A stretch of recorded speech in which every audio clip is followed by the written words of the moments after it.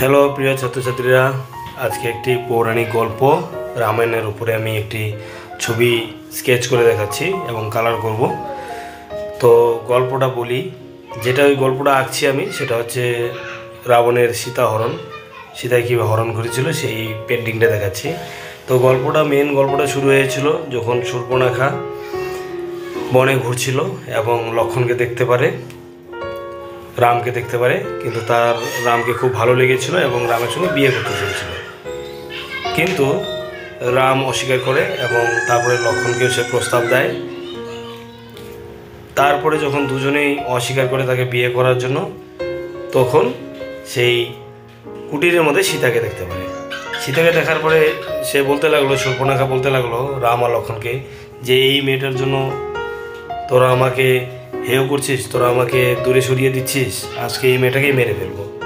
যখন সেই রাক্ষসী রূপ ধারণ করে যখন সীতার উপরে আক্রমণ করতে গেল, সীতাকে মারতে গেল, তখন লক্ষ্মণ হতবুদ্ধি হয়ে তার জ্ঞান শক্তি হারিয়ে সে আগে তরোয়াল বের করে শূর্পণখাকে আঘাত করে এবং আঘাত করতে গিয়ে তার নাকটা কেটে ফেলে। তার সৌন্দর্যের মূল যে ছিল নাক, সে সুন্দর দেখতে ছিল, সে যখন রূপ ধরেছিল সুন্দরী তখন খুব সুন্দর দেখতে হয়েছিল, কিন্তু তার নাক কেটে দেওয়ার পরে সে রাক্ষস হিসেবে কুৎসিত লাগতে লাগলো। এই খবর, তার বোনের যে নাক কেটে দিয়েছিল, এই খবর রাবণ জানতে পারে। তারপরে রাবণ প্রতিশোধ নেওয়ার জন্য সেই বনে ছদ্মবেশে আসে, সাধুর ছদ্মবেশে, এবং সীতাকে হরণ করে নিয়ে যায়।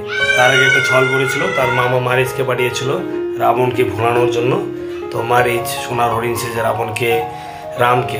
রামকে আর সীতার সামনে, রাম আর সীতার সামনে ঘুরতে লাগলো। এবং সীতা যখন দেখলো যে সোনার হরিণ, তখন সীতা বায়না করলো যে এই সোনার হরিণটা আমাকে জীবিত চাই। তখন রাম তার পিছন চলে গেলো এবং রাম যাওয়ার সময় লক্ষ্মণকে দায়িত্ব দিল যে বৌদিকে যাতে রক্ষা করে। কিন্তু পরবর্তীকালে মারিচ তার রামের কণ্ঠস্বর ধরে চিৎকার করতে লাগলো, বাঁচাও ভাই, বাঁচাও, লক্ষ্মণ বাঁচাও, সীতে বাঁচাও।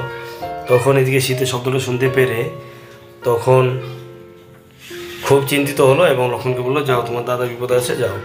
তখন সেই সময় লক্ষ্মণ বললো, না, দাদার বিপদ হতে পারে না, এটা কোনো একটা মায়াবী চাল।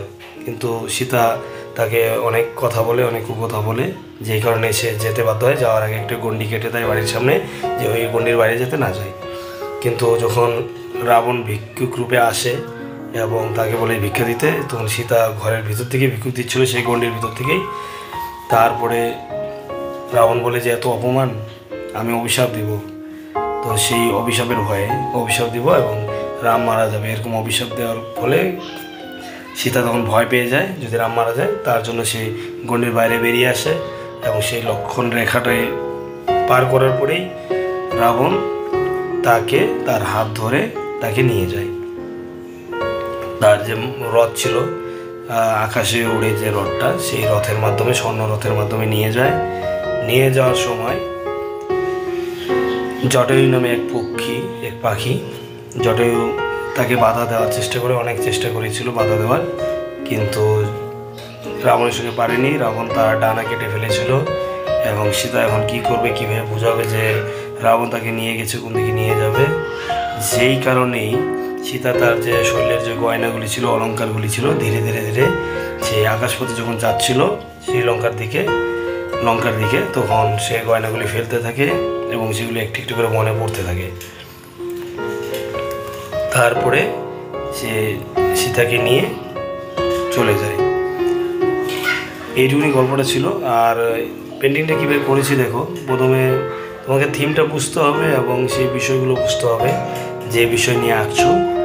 এখানে রাবণ তরোয়াল দিয়ে জটায়ুকে কাটছে এবং সীতা তার গয়নাগুলি ফেলছে। রাবণের সেই রাক্ষসের রূপ, সেই রূপটা বুঝাতে গিয়ে এই ছবিটা করেছি। এবং একটা পৌরাণিক গল্প এটা, যদি কেউ রামায়ণ মহাভারত না পড়ে থাকো অবশ্যই পড়বে। আর এটা শুধু হিন্দুদের গল্প নয়, এটা একটা রাজার গল্প। যেহেতু রামায়ণ হচ্ছে একটা রাজার গল্প, একটা বলতে পারো আদর্শ রাজার কীভাবে হতে হয়, সেই আদর্শ রাজার গল্প এই রামায়ণে বলা আছে। এবং টোটাল রামের যে গল্প, রাবণ রামের যুদ্ধ, এই টোটাল গল্পই হচ্ছে রামের আদর্শের গল্প। তো প্রত্যেকটা এপিসোডের উপরে তোমরা পেন্টিং করবে, পেন্টিং করে স্কেচ করার চেষ্টা করবে। স্কেচ করলে দেখবে ধীরে ধীরে ধীরে তোমাদের কনসেপ্টটা ক্লিয়ার হবে। আর ভিডিওগুলো অবশ্যই দেখবে, দেখার পরে যারা চ্যানেলে নতুন থাকবে তারা কিন্তু অবশ্যই সাবস্ক্রাইব করবে।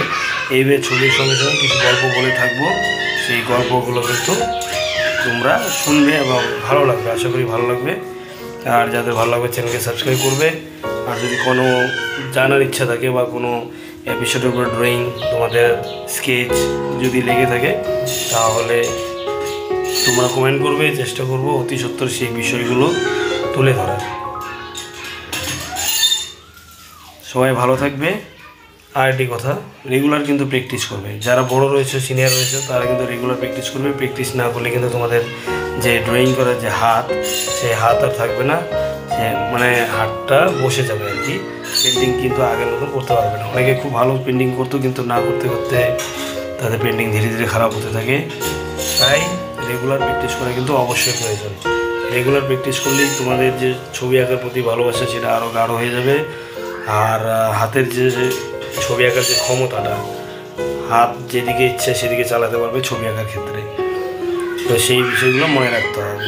আর বিভিন্ন মাধ্যমে আঁকবে, শুধু ওয়াটার কালার না, বিভিন্ন মাধ্যমগুলো ট্রাই করবে, নিজে থেকে ট্রাই করবে, নিজের মতন করে খেয়াল খুশির মতন নিজের মতন করে আঁকার চেষ্টা করবে। দেখবে আঁকতে আঁকতে নিজের একটা ভাবনা তৈরি হবে, নিজের একটা ছবির মধ্যে নিজের একটা ঐতিহ্য তৈরি হবে। আঁকতে আঁকতে এগুলো হয়। বড় বড় আর্টিস্টরা কিন্তু কপি করেই প্রথমে শিখে, তারপরে ধীরে ধীরে ধীরে সেগুলো নিজস্বতা আনে। নিজস্বতা না আনলে ছবি কিন্তু হয় না। তো থ্যাংক ইউ দেখার জন্য। যারা চ্যানেলে নতুন রয়েছে অবশ্যই সাবস্ক্রাইব করবে। আর আমার ছাত্রছাত্রীরা যারা রয়েছে, চ্যানেলের যে কমেন্ট বক্স আছে সেই কমেন্ট বক্সে কমেন্ট করবে, ভিডিওটা কেমন লেগেছে অবশ্যই জানাবে। তো আজকে এখানেই, ভালো থাকবে সবাই।